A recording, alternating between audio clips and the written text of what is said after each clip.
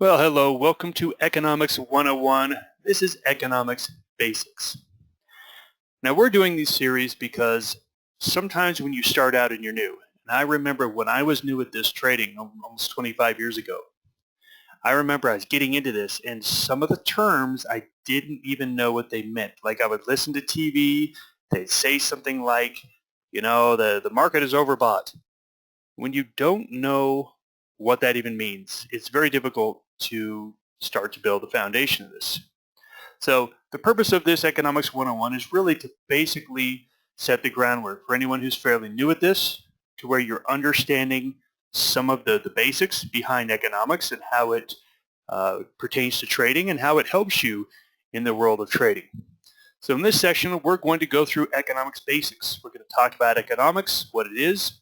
We're going to talk about GDP, or gross domestic product.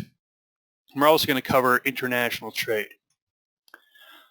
So when we get into the world of economics, economics is basically the study of business. And I shouldn't say the study of business because it really goes into a lot of other things. So I've got a couple things highlighted here. Economics is the study of production, distribution, and consumption of goods and services. So this is a whole scientific area where there are thousands and thousands and maybe even hundreds of thousands of people in the world that are dedicated to measuring production, distribution, and consumption of goods and services. Lots of companies hire economists to basically give them an edge. If you were a company and you wanted to know, should I expand my business because right now we're really busy, should I expand my business and spend a couple of $1 million to do so?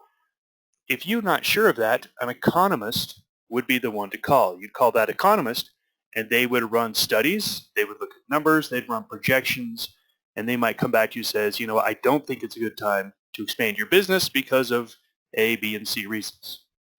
So this is real important, and this is a profession that a lot of people are involved in.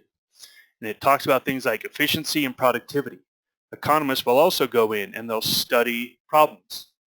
Some countries, we have a problem that they're not able to produce enough food. Well, why is that the case? And this is a job for an economist to go in, look at the numbers, look and compare them against other countries and see, okay, what are some of the things they can do to change? And in the end, it's really the study of human beings. And this is where economics, in my opinion, I don't want to say breaks down, but this is where it's very difficult. Economics always assumes that people will do rational things. The problem is we all know that people don't always do rational things. So that's why this is called economic theory, where people go out and they will measure, okay, what are human beings doing? And why are they doing it? And basically the study is, what can we do to either continue this behavior or to change this behavior? So for me, economics is just a huge world of data and looking at why things happen. And really, why do things happen in the world of distribution, production, and the consumption of goods and services? So to start it all off, this is the very first thing we need to talk about. And this right here is really the goal, the end goal of all economics.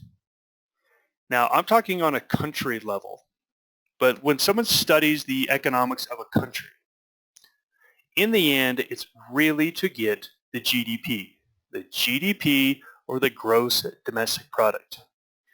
Now, the GDP is basically, it's a measurement of everything a country does. It's the measurement of the economic activity within a country, state, city, etc. So in this component here, you can see that you have consumer spending. You have investment made by industry, and you have government spending. So basically, it's measuring everything that consumers are doing in that country, everything that businesses are doing in that country, and everything the government is doing in that country. Now, the last part of it is X versus M, or exports over imports. So a lot of things now are created in your country, and then they're shipped off to other countries where they're consumed. That's going to be an export. Import, things they're coming in, they're produced elsewhere. These are added and subtracted to the gross domestic product.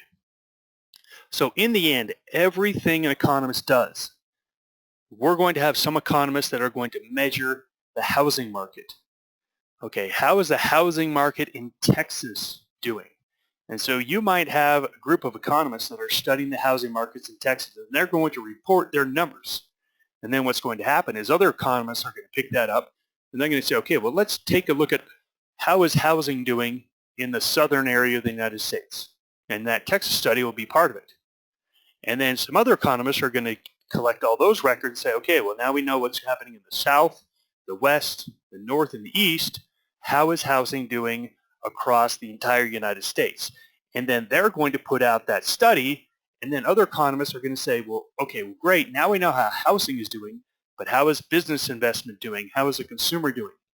In the end, the main goal of it all is to get the total production of what you're looking at. And again, when we're looking at a country, we want to know the total production of that country. So economics is basically the study of every single one of these components. Every single one of the components of what the consumer is doing, what's business doing, what's government doing. And they study that. They try to figure out ways to make it better. And people that are in the stock markets or in the currency markets or the bond markets, they're basically looking at all these numbers to make a decision on where they're going to allocate capital. If they believe that stocks seem to be the best investment right now based on their studies, they're going to allocate their money to stocks. If they think that bonds are better, they'll allocate their money to bonds. So this right here, this study of economics really makes the world go round. It really makes people decide where are we going to allocate our capital and where are we going to make investments. International trade is definitely a component of this GDP. And international trade really, really affects the currency markets. When I meet people that are traders, and I meet people that are traders in the US, I would say that 9 out of 10 of them are traders in the stock market. They invest in stocks, they trade options. 9 out of 10 people in the United States, they are stock traders or options traders. However, as I travel and I meet people all around the world, I'm going to say that 9 out of 10 people that I meet are currency traders. Why? Because their stock markets aren't all that big and developed like the US, so they go out and they trade the most developed and largest exchange in the world, which is foreign exchange. And international trade has a huge impact in currency markets because as goods and services flow across the entire world, every time something is imported into a country, there is a currency conversion. Every time a company is going to open up a factory, so let's say a company in the US is going to open up a factory in Brazil, it has to transfer capital from US dollars into Brazilian real. That is a currency transaction. That affects prices. So if you can just sit back and think about it, and I love this picture here in front of you. If you think about all of the transactions that are happening around the world at once, they're all flowing through currency transactions. And if you take a look at just a single country, and let's take a look at the United States. The United States has run a trade deficit for the last 50, 60 years. What does that mean? It means that they are importing more goods in than they're exporting out. Let's think about that. When you import, you're buying something. So when you buy something, you pay money. So just think of all the imports that are coming in the US, that's all being paid out with money. So the person who makes, let's say, a bicycle, imports it, they make it, and they make it in their own country with their own currency. They take the bicycle, they transport it over the US, they sell it to the US, and they get currency in return. So the United States got a bicycle, but it lost some currency. Think about all the transactions that happen.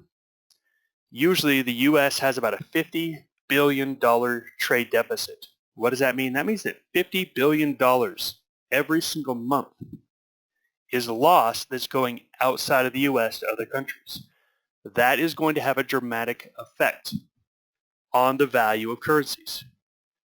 Take, for instance, a country like Canada. Canada traditionally carries a trade surplus. They export a whole lot of oil.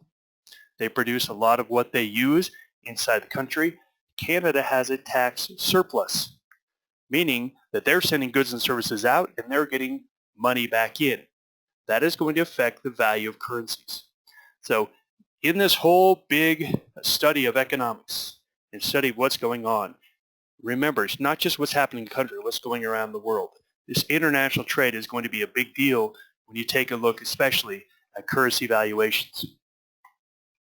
So to break this all down, economics is just simply a study of what's happening.